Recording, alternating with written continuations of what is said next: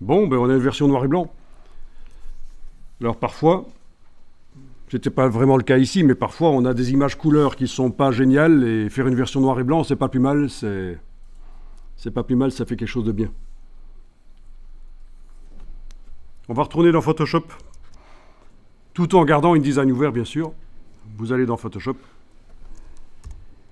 et on va demander d'ouvrir l'image. Oui, cette fois-ci, on n'a pas dans InDesign fait un clic droit, modifier avec Photoshop. On va manuellement ouvrir dans Photoshop. Donc vous êtes dans Photoshop, fichier, ouvrir les fichiers récents. Et voilà, vous allez ouvrir l'image Photoshop qui a été récemment ouverte. La voilà.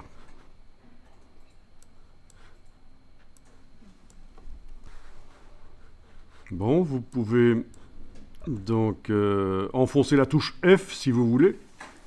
Ce qui vous permet du coup avec la main, avec la barre d'espacement sur le clavier, d'avoir le raccourci de la main et vous pouvez bouger l'image que vous voulez. Je pense que sur Windows, là, sans la touche F enfoncée juste avant, vous n'auriez pas pu faire ça.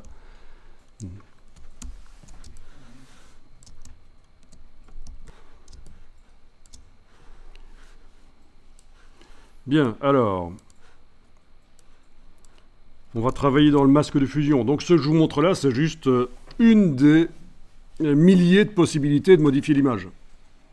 Mais c'est juste des tests qu'on fait ensemble. Mais ça ne veut pas dire qu'il faut systématiquement faire ça, bien sûr. C'est juste, vous avez énormément de possibilités dans Photoshop, vous connaissez.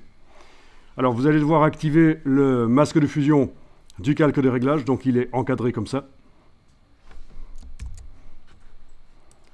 Et on va prendre une grande brush et on va voir ce qui se passe si on fait un mélange entre la version couleur et la version noir et blanc. Une espèce de fusion, c'est juste un effet.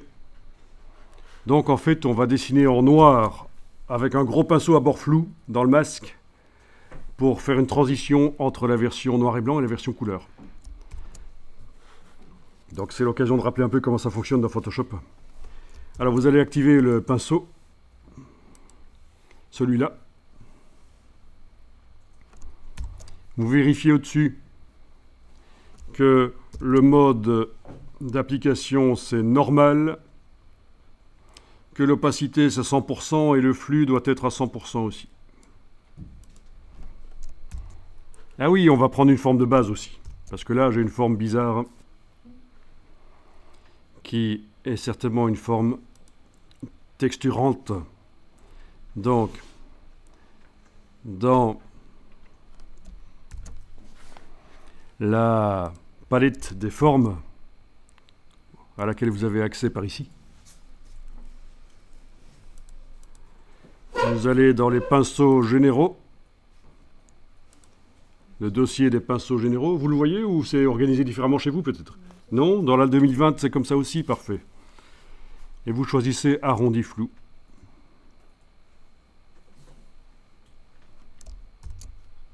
Voilà. Alors, avec les touches CTRL et ALT enfoncées et le bouton droit de la souris sur le PC Windows ou le bouton gauche sur le Mac, vous êtes sur PC Windows, vous avez CTRL ALT enfoncé, vous utilisez le bouton droit, vous cliquez, vous bougez de gauche à droite, c'est la dimension. La dimension de la brush. De haut en bas, c'est la dureté.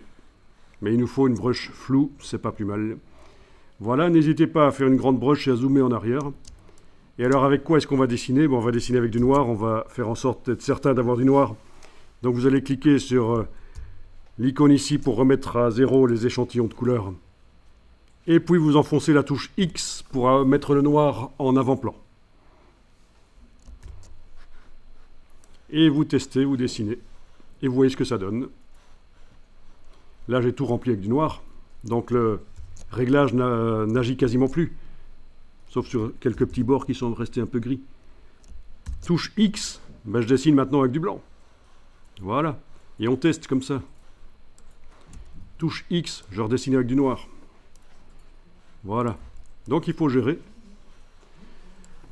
Je peux même faire une brosse encore plus grande. Quand vous faites CTRL ALT et le clic sur la souris, il faut être sur l'image quand vous faites ça. Donc voilà comment on peut faire des transitions dans l'image entre la version modifiée et la version non modifiée.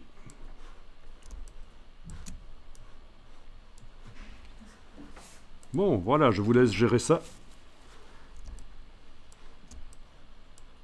C'est un exemple parmi beaucoup d'autres.